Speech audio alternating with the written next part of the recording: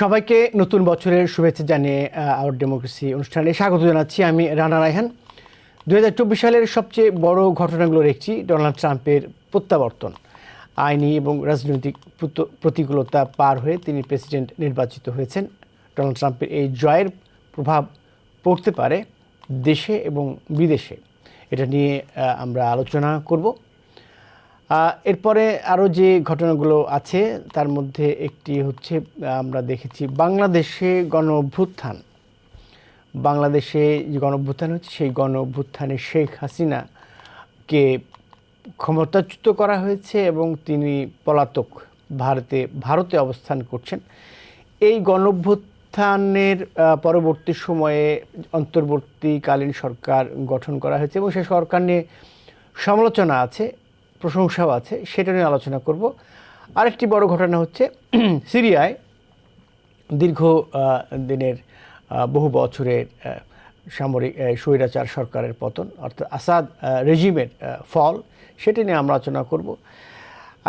আমাদের কাছে আরেকটি যেটি আছে, যেটিও বিব্রতকর অনেক সময়, যেটি বলা হচ্ছে, জার্মানির চ্যান্সেলর অলাফ শলজ বলেছেন সামাজিক মাধ্যমের মালিকরা জার্মানির বা তার দেশের নির্বাচনের ফলাফল নির্ধারণ করতে পারবেন না। এই হুঁশিয়ার তিনি বিশেষ করে করছেন ইলন মাস্কের উদ্দেশ্যে, কারণ ইলন মাস্ক সে দেশের নির্বাচনের প্রভাব ফেলছেন, এরকমই অভিযোগ করা হচ্ছে। টুইটারে তিনি এরই মধ্যে টুইটার এক্স, বর্তমান এক্স, এরই মধ্যে তিনি উগ্র ডানপন্থী জার্মানির যে সংগঠনের এএফডি, তাদের সমর্থন জানিয়েছেন এবং নতুন বছর উপলক্ষে জাতির উদ্দেশ্যে যে ভাষণ অলাফ শলজ দিয়েছেন, সেখানে তিনি বলছেন সামাজিক মাধ্যমের মালিকদের গুজব এবং নির্বাচনে তাদের প্রভাব সম্পর্কে সবাইকে সতর্ক থাকতে হবে। এই ঘটনাগুলো নিয়েই আমাদের আলোচনা থাকবে। এর বাইরেও যদি বড় ঘটনাগুলো এখনও যখন চলছে, এই ঘটনাগুলো আগেই শুরু হয়েছে, যেমন গাজায় আগ্রাসন, লেবানন পরিস্থিতি, ইউক্রেনের যুদ্ধ, এইসব পরিস্থিতি নিয়ে আলোচনা করব। এবং আমরা দেখেছি যে এই বছরে এআই এর বিপ্লব ঘটে গেছে বলা চলে। বিভিন্ন ধরনের এআই ভিত্তিক ল্যাঙ্গুয়েজ মডেল আমরা বাজারে দেখছি, সেগুলো মানুষের জীবন পাল্টে দিচ্ছে, গবেষণার ধরন পাল্টে দিচ্ছে। সব জায়গাতেই এটা আলোচনা আছে, সেগুলো নিয়ে সেটার প্রভাব কতদূর কী হতে পারে সেটা নিয়েও আলোচনায় আমরা করতে পারি।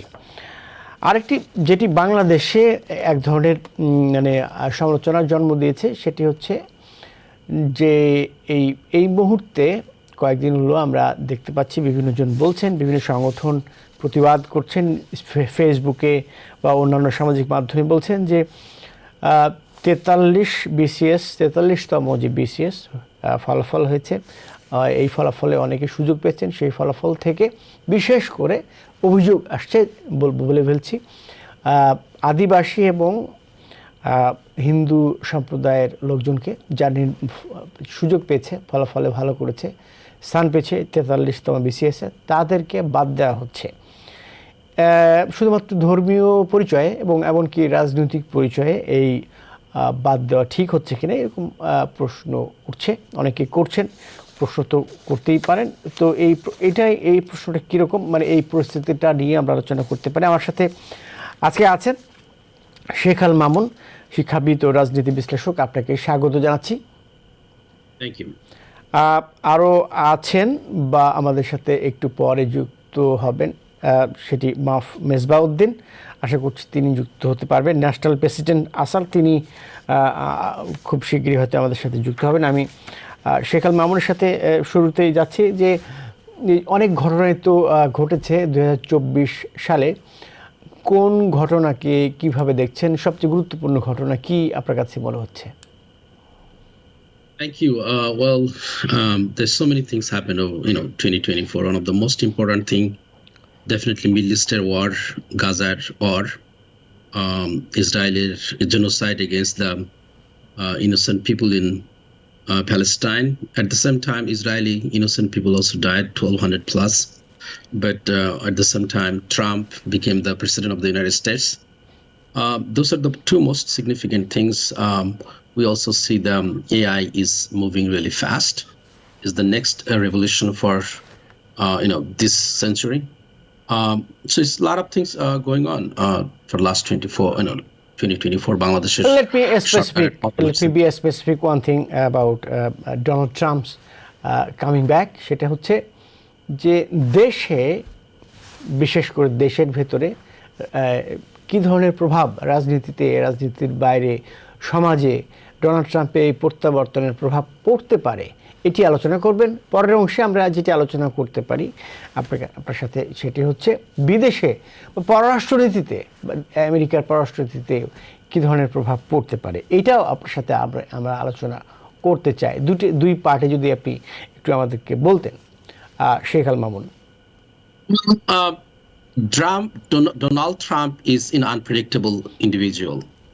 He's not a regular politician, so তার ক্যাবিনেট মিনিস্টারগুলো যেভাবে সিলেক্ট করা হয়েছে, সো উই ডোন্ট নো যে বাংলাদেশ, আমেরিকার যে সেফগার্ড ছিল, যেভাবে যেসব ইনস্টিটিউটগুলো কাজ করতে, বেআই, ফরেন পলিসি, ডোমেস্টিক পলিসি, যেসব লোকদেরকে সে সিলেক্ট করছে, ইজ ভেরি কন্ট্রোভার্সিয়াল। তারা খুব প্রফেশনাল, ওই ফিল্ডের জন্য প্রফেশনাল, তাদের এনাফ এক্সপিরিয়েন্স নেই। আমেরিকার মতন রাষ্ট্রকে পৃথিবীর বুকে প্রেজেন্ট করা বা দেশের জন্য সেফটি নেট তৈরি করা is very very important, it's crucial. It's not for only আমেরিকার পপুলার জন্য, এটা সারা পৃথিবীর জন্য কিন্তু এটা খুব ইম্পর্টেন্ট। আচ্ছা, আমি একটু মেজবাউদ্দিন স্বাগত জানাচ্ছি। আপনি আশা করছি ভালো আছেন। শুরুতে আপনাকেও নতুন বছরের শুভেচ্ছা জানাচ্ছি। আমরা বেশ কয়েকটি ঘটনা, উল্লেখযোগ্য ঘটনা ঘটেছে 2024 সালে। আমেরিকা, বাংলাদেশ, সিরিয়া, মধ্যপ্রাচ্য, রাশিয়া, ইউক্রেন, এরকম বিশ্বের নানা প্রান্তে ঘটনা ঘটেছে। তার মধ্যে আমরা আলোচনা করছিলাম শেখ আল মামুনের সাথে যে ডোনাল্ড ট্রাম্পের যে প্রত্যাবর্তন, এইটা তো একটা রিমার্কেবল ঘটনা ইন হিস্ট্রি, আমেরিকার হিস্ট্রিতে। এখন এইটার দেশের ভেতরে, আমেরিকার ভেতরে রাজনীতিতে এবং সমাজে, আমি রাজনীতিতে প্রভাব পড়েছেই, আমরা স্পষ্টভাবে দেখতে পাচ্ছি। এখানে একটি গ্রুপ তৈরি হয়েছে, গ্রুপটা মেগা গ্রুপ বলা হচ্ছে তাদেরকে। এই এক পক্ষ ঠাট্টা করে বলছে, আর অপর নিজেদের মেগা হিসেবে দাবি করছে, গর্ব করে, রাইট? আমি যদি ভুল না বুঝে থাকি। এখন এই যে মেগা গ্রুপ তৈরি হলো, এরা সমাজে একসাথে সমাজেও এর প্রভাব পড়তে যাচ্ছে। তো আপনি কিভাবে দেখছেন, এটা কি স্থায়ী হতে যাচ্ছে নাকি এটা সাময়িক? না, এটা তো আমরা গত 2016 থেকেই বলে আসছি। এখন 24-এ বছরের শেষে এসে ভিন্নভাবে বলার কোনো অবকাশ নেই। ট্রাম্পের আমরা তার যে 4 বছর তার রাজত্ব দেখেছি আমরা, আমেরিকাকে এবং সারা পৃথিবীকে সে কিভাবে নিয়ন্ত্রণ করছে সেটা আমরা সবাই দেখেছি। এবং এর থেকে একটা জিনিস আমরা অনুধাবন করেছি তখন, যে সারা বিশ্বে আমেরিকার প্রভাবের ব্যাঘাত ঘটেছে। At the same time within আমেরিকাতে আমাদের যথেষ্ট ক্ষতি সাধন করে গেছেন উনি 4 বছরে। ভদ্রলোক 4 বছরে 29,000 বার মিথ্যা বলেছেন, প্রমাণিত মিথ্যা। তো এই বছর একটা ডিবেট করেছেন 90 মিনিটসের বাইডেনের সাথে, সে 90 মিনিটসে উনি 29 বার মিথ্যা বলেছেন, প্রমাণিত। তা আমার বক্তব্য হচ্ছে আগামী 4 বছরে উনি 36,000 টাইমস মিথ্যা বলার কথা, ওই 90 মিনিটের প্রপোর্শনেট অনুযায়ী আর কি। এখন সেই মিথ্যাগুলো হবে বেসড অন প্রজেক্ট 2025। আপনি জানেন ইলেকশনের সময় সেটা ছিল তাদের manifesto, but through out his election time whenever someone asks about project 2025, সে মোটামুটি সোজা সাপটা সে বলছে না, আমার কোনো এটার সাথে কোনো সম্পর্ক নাই। এখন তার মন্ত্রী পরিষদ যেটা সে গঠন করছে, এটাকে আমরা আমেরিকান ভাষায় যদিও এগুলিকে সেক্রেটারি বলা হয়, কিন্তু আসলে তো বাংলাদেশের ভাষায় বা আমাদের ব্রিটিশ কলোনিয়াল সিস্টেমে আমরা এদেরকেই মন্ত্রী মিনিস্টার বলে থাকি আর কি। তো তার যে চয়েসগুলো মন্ত্রী মিনিস্টার, আমার মনে হয় মামুন ভাই এটাতে অ্যালিউড করছেন, যে যাদেরকে তিনি সিলেক্ট করতেছেন তারা worst of the worst on earth, right? আমরা শেখ আল মামুনকে দেখতে পাচ্ছি, ওনার ভিডিওতে পাওয়া গেছে। আপনি আলোচনা কি শেষ করেছেন এখানে? না, আর একটু প্রলব করবো এটুকু, যে আপনার যে বক্তব্য ছিল যে কি মনে করি আমরা ট্রাম্পের আগামী 4 বছর, বিষয়টা অত্যন্ত জটিল, complex. He is going to cut the social security, he is going to cut Medicaid, Medicare, that is the baseline benefits America is enjoying, especially those democratic states. 28 states is right to work, and they are going to prolong there and take out Obamacare, which is covering 32 million Americans. This is serious issue. So we are ready, we are willing to fight next 4 years, because if the labor movement does not come, nobody else will come.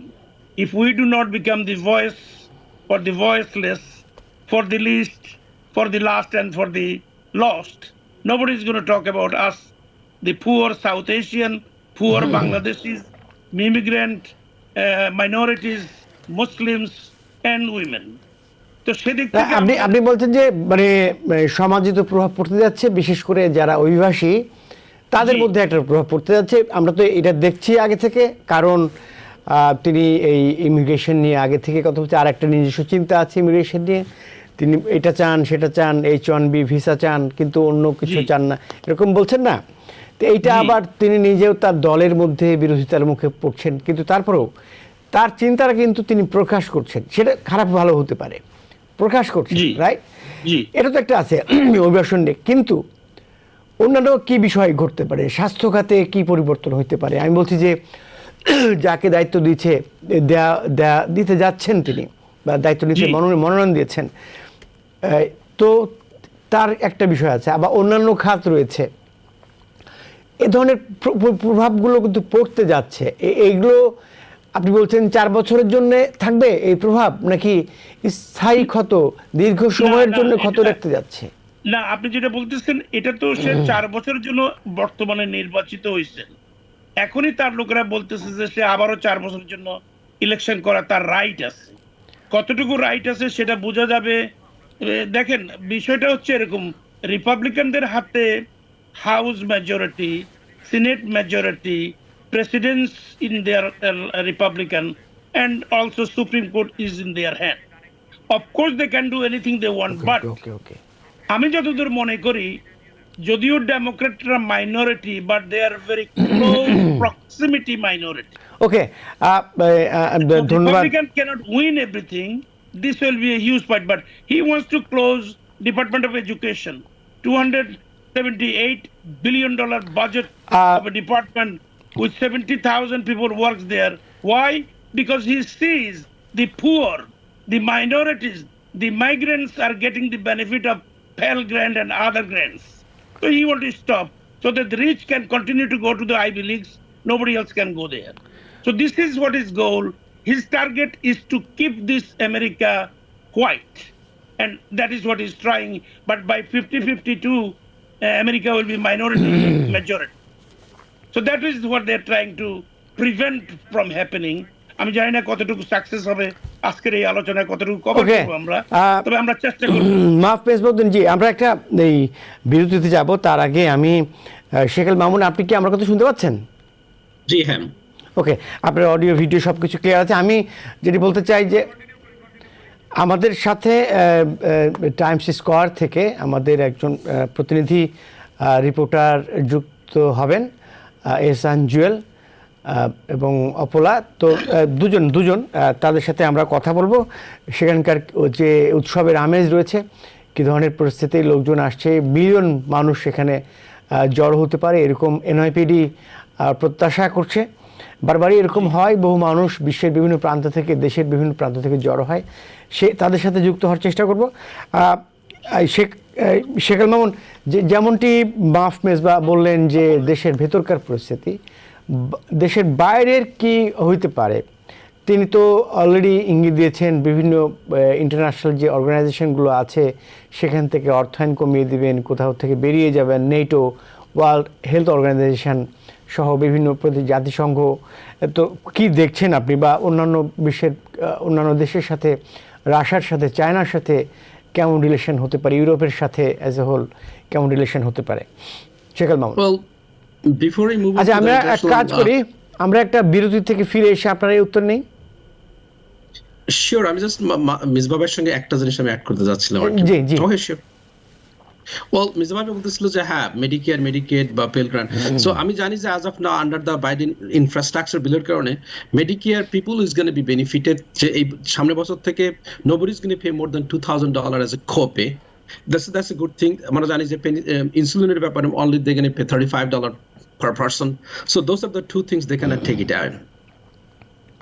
ওকে, আমরা একটা বিরতি থেকে ফিরে আসি, খুব সংক্ষিপ্ত বিরতি। দর্শক আপনারা যারা অনুষ্ঠানটি দেখছেন, আশা করছি ভালো লাগছে। আমরা একটু পরই ফিরছি। আবার ডেমোক্রেসি অনুষ্ঠানে আবারও স্বাগত জানাচ্ছি। আমি চলে যাচ্ছি শেখ আল মামুনের কাছে, যার কাছে যে প্রশ্নটি করেছিলাম বিরতির আগে। নিশ্চয়ই আপনার সে বিষয়ে কিছু বলবেন। Well, look, তার মেইন অবজেক্টিভ হচ্ছে ট্যাক্স কাট এবং save the money for the American people. So American পিপলদের যে সব পয়সা সে স্পেন্ড করতেছে ফেডারেল গভর্নমেন্টের আন্ডারে। আমরা জানি যে this is not the first time the Republican government always try to, মানে আমি কিন্তু পররাষ্ট্রনীতি বা দেশের বাইরে কি প্রভাব পড়তে যাচ্ছে সেই বিষয়ে প্রশ্ন করেছিলাম। আপনি দেশের ভেতরের প্রভাব নিয়ে আলোচনা করতে Sure, পারেন। I'm just about this here, right? So তাদের main philosophy is a cut the cost, make it shorter government, a smaller government. That's their ideology.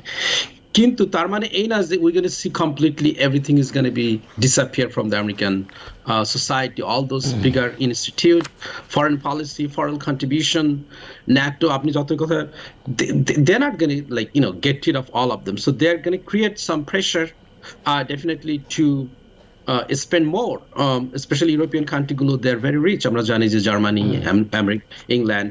So there's a lot of countries they're capable.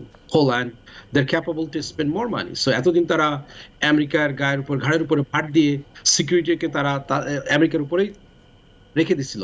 So from now on তারাও realise করতেছে because of Russia's attack on Ukraine as independent country, তখন তারাও কিন্তু spend করা শুরু করছে অনেক বেশি। তারা they start producing more defense instruments.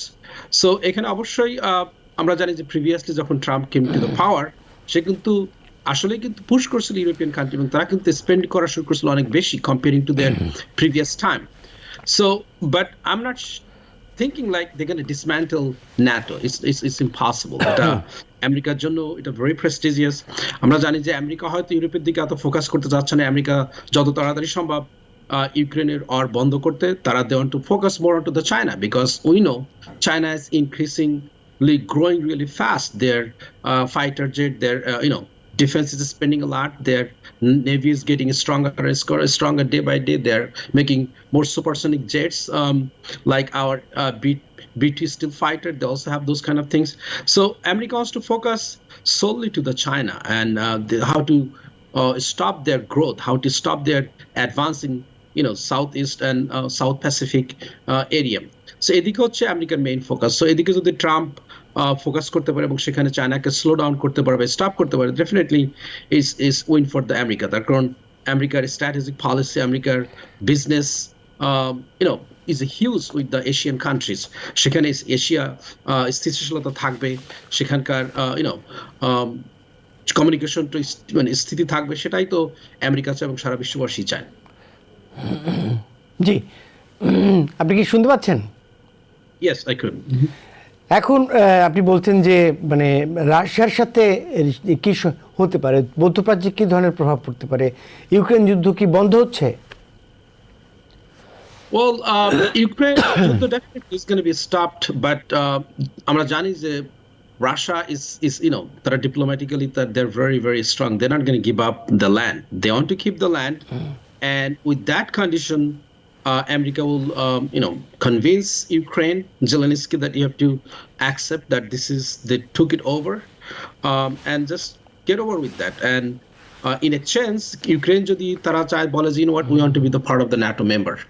So আপনি বলছেন যে ভূমি দিয়ে ইউক্রেন তার ভূমি রাশিয়ার হাতে, রাশিয়াকে দিয়ে তারা নেটো মেম্বার হওয়ার সুযোগ পেতে পারে, এরকম পরিস্থিতি তৈরি হবে?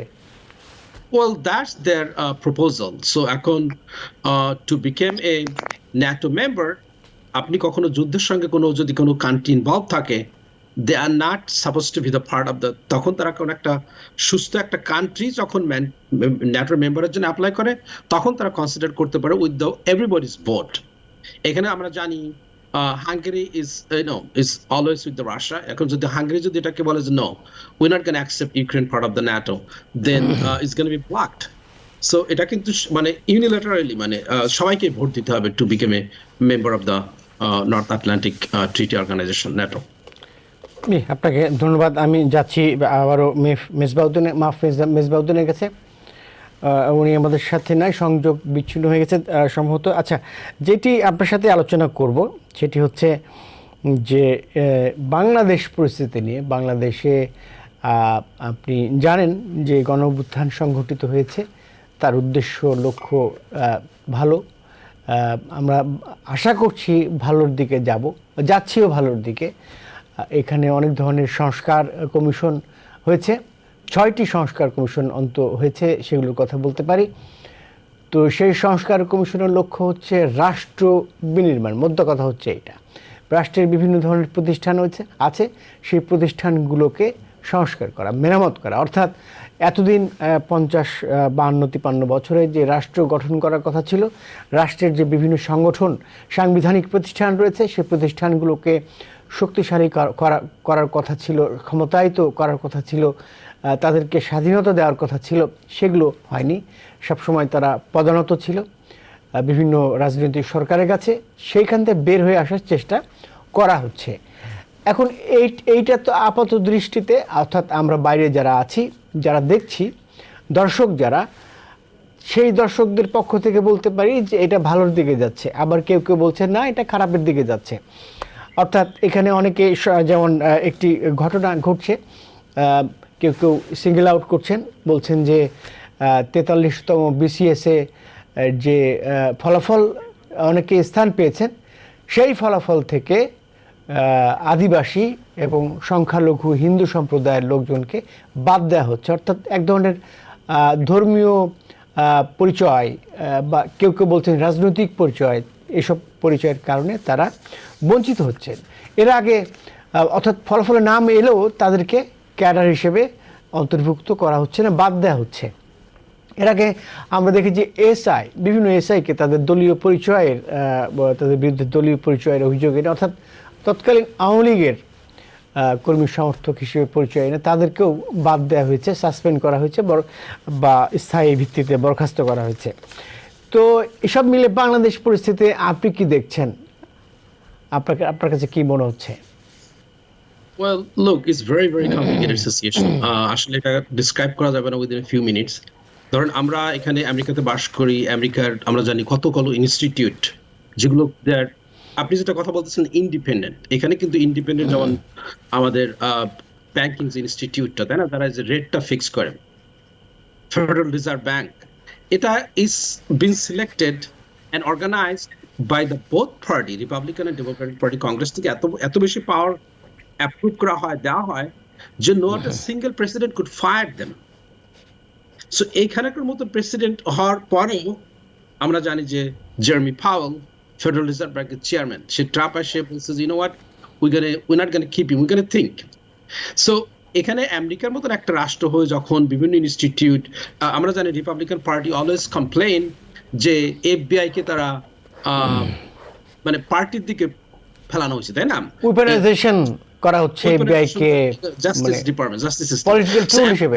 দেশে যদি কমপ্লেইন করা হয় এবং বলা হয় উই আর ইন বাংলাদেশের সুপ্রিম কোর্ট বা ইলেকশন কমিশন বলেন বা বিভিন্ন ইনস্টিটিউট বলেন, they are puppet clearly. So whoever came to the power, তাদের কিন্তু পাপেট, তাদের কিন্তু পোষা লোকগুলোকে সেখানে সিলেক্ট করা হয়েছে। সেখানে একটা ইন্টারিম গভর্নমেন্ট আসছে, I don't know how much power they have, and it take time to create institute. সেখানে কিন্তু ডেমোক্রেসি এক্সিস্ট হতে হবে, যেখানে বিভিন্ন পার্টি আছে, তারা they have to really make it clear and clean যে you cannot politicize this institute.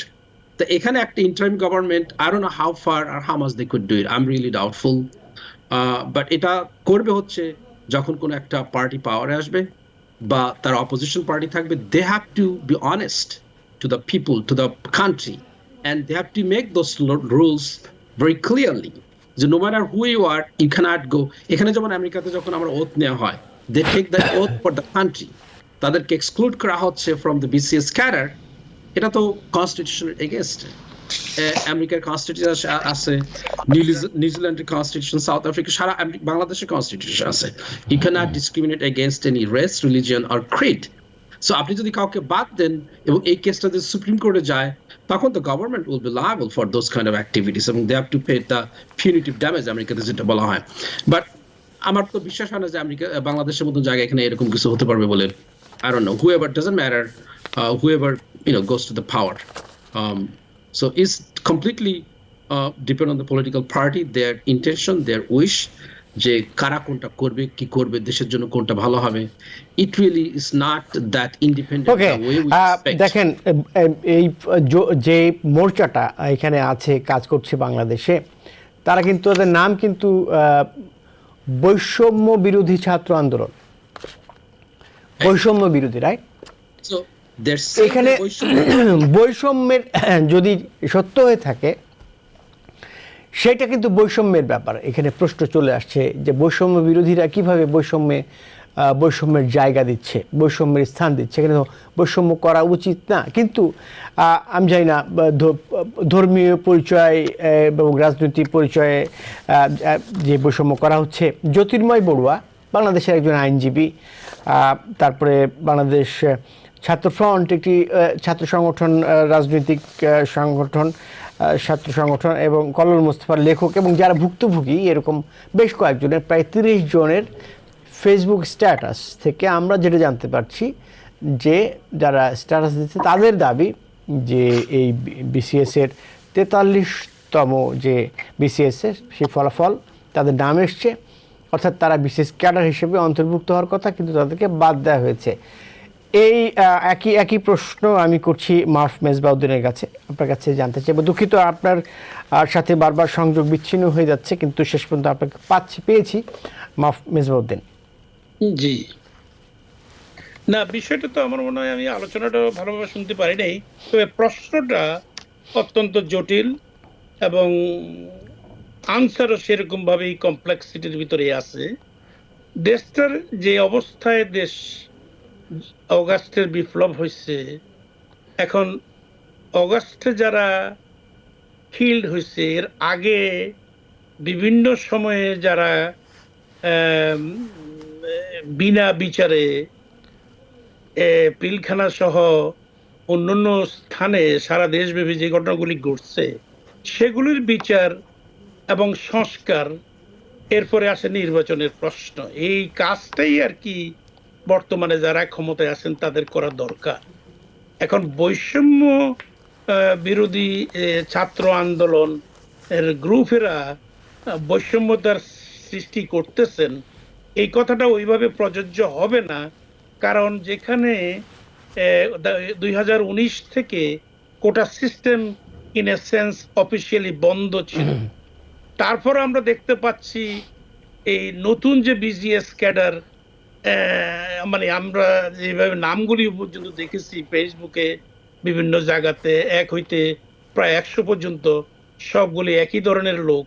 এটা এই যে 24-এর প্রকাশিত লিস্ট থেকে মনে হয় যে যদিও কোটা সিস্টেমটাকে 19 থেকে স্থগিত করা হয়েছিল, কিন্তু কার্যকরী কিছুই করা হয় না।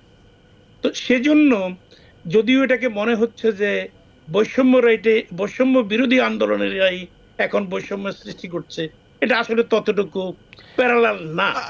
আরেকটি তথ্য দিয়ে রাখি, সেটি হচ্ছে যে এদের রাজনৈতিক পরিচয় আছে বলে বিভিন্ন পক্ষ থেকে দাবি করা হচ্ছে, এবং যাকে বলে যে স্থানের পরিচয় আছে। কেউ কেউ বলছে যে অনেকেই হচ্ছে একটি বিশেষ জেলার, রাইট? আমি জেলার নাম বলছি না। আচ্ছা, এটি একটি ঘটনা। আরেকটা রাজনৈতিক পরিচয়ে যদি কাউকে বিসিএস ক্যাডারে মনোনয়ন দেওয়া বা সিলেক্ট করা হয়, ফলাফলে বিবেচনা করা হয়, তাহলে তো প্রশাসনে বিশৃঙ্খলা তৈরি হতে পারে। আপনি কি বলছেন? Exactly, that is what you are saying, that the movement of the quota system did not start in 24. It started long time ago. 18 থেকে শুরু হয়েছে।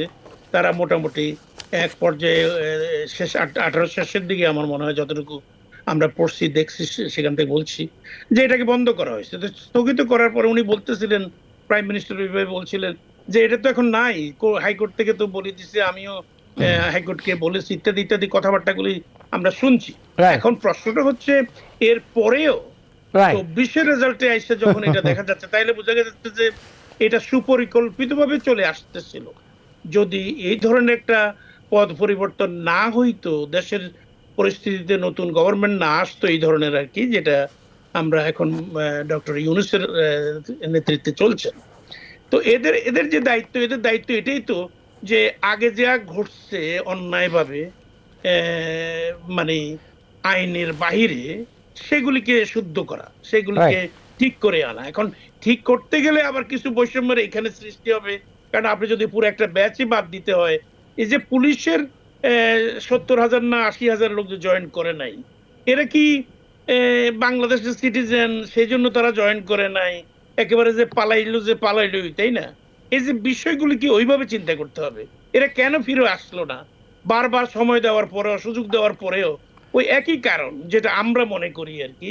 এখন বাংলাদেশের মানুষ যদি মানে বাহিরের লোকেরা যদি সবাই মনে করে যে আমরা বাংলাদেশের সব লোকই বোকা আর কি, এটা তো সুন্দর হয় না, তাই না? এটা তো একটা ফেয়ার না যে আমরা সবাই বোকা।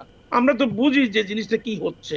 তো সেই ক্ষেত্রে এখন যারা বিদেশে থেকে চিৎকার করতেছেন, বা ধরেন যারা এখনো ওই হাসিনা আসবে, ক্ষমতায় উঠবে, ট্রাম্প প্রেসিডেন্ট হয়েছে, গরু জবাই হচ্ছে, সবই ঠিক আছে, এটা ব্যক্তিগতভাবে করতে পারেন, কিন্তু things are not that easy.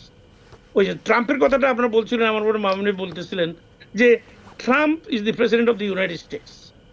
সে প্যালেস্টাইনে ফ্রি করবে বলে মুসলমানেরা সব কেবল চাইফা ভোট দিচ্ছে কিংবা ভোট দিতে বিরত থাকছে।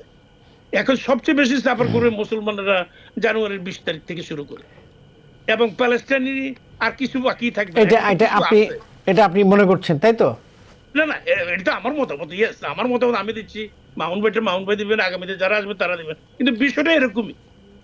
মানে আপনি দেখেন what he did for in his first 4 years, move the embassy to Jerusalem. He gave Jordanian entire land, যেটা আমরা শুনতেছি, তাই না? সেটা, এবং ওখানে একটা পল্লী করা হয়েছে তার নামে, ট্রাম্প এরিয়া, কথা বুঝছেন? এই যে জিনিসগুলো, সে ওই কিছুদিন আগে তার স্টেটমেন্ট ছিল, why Israel is taking that much time, why they are not finishing it up, because the rest is does not matter. এবং যে গাইডের এখন ইসরায়েলের অ্যাম্বাসেডর বানাচ্ছে, ও তো মুসলমান নাম শুনলে বমি করে, আমার জানা মতে আর কি। দেশে তো গভর্নর ছিল, আমি তাকে তিনি দেখছি, তার ইতিহাস, তার মেয়েও গভর্নর এখন। বিষয়টা জটিল। তা আমাদের ভবিষ্যৎ যেটা আমরা মনে করি, মাহফুজ ভাই, আমার অনুষ্ঠান শেষ পর্যায়ে আছি, আমি 1 মিনিট সময় আছে আমার হাতে, আমি শেখ আল মামুনের কাছে আপনার সবশেষ রিয়াকশন। আমাকে 30 সেকেন্ড দিলে হবে, যেহেতু মামুন 30 সেকেন্ড। মামুন তো না, বিষয়টা হচ্ছে একেবারে সংক্ষিপ্তভাবে এটুকু বলা যাইতে পারে, আগামী 4 বছর এবং আগামী 8 বছর অত্যন্ত জটিল সময় পার করতে হবে। এই নয় শুধু, সে 2 জন সুপ্রিম কোর্টের অ্যাপয়েন্টমেন্ট দেওয়ার সম্ভাবনা আছে তার আগামী 4 বছর। যদি তাই হয়, তাইলে সে 8:1 রেশিওতে রেখে যাবে সুপ্রিম কোর্টকে। আগামী 30 বছরে এটা চেঞ্জ হবে না। তো সেই গেল এক ডিফিট ফর দি 30 years। এই 30 years এর ইম্প্যাক্ট হবে আগামী 60 years। সুতরাং the America we have seen and known and came in this country will not last that long for next 60 years। তো এই জন্যই আমাদেরকে রাস্তায় নামতে হবে, আমরা প্রতিবাদ করা শিখছি, এখন শিখতে হবে। আপনাকে ধন্যবাদ মেজবাউদ্দিন। শেখ আল মামুন, আমার হাতে সময় নাই আসলে। Well, I'd like to say Happy New Year to everybody, wherever you are in Bangladesh, in United States of America. Well, we definitely hope for the best, better future for the United States, absolutely, and for the whole world. But apni jeta bolchen, no matter what, Trump could be so much crazy. He have so much crazy ideology, conservative ideology. But America has a lot of institute as a safeguard korbe. এই আশা রাখি আমি এখানে শেষ করছি। আশা করি। ধন্যবাদ শেখ আল মামুন, ধন্যবাদ আবারও মেজবাউদ্দিন। আপনারা দুজনেই ভালো থাকবেন। আপনাদের সাথে আবারও হয়তো দেখা হবে অন্য কোনো অনুষ্ঠানে। ডেমোক্রেসি অনুষ্ঠানে আজকের মতো এই ছিল। সবাই ভালো থাকবেন, সুস্থ থাকবেন।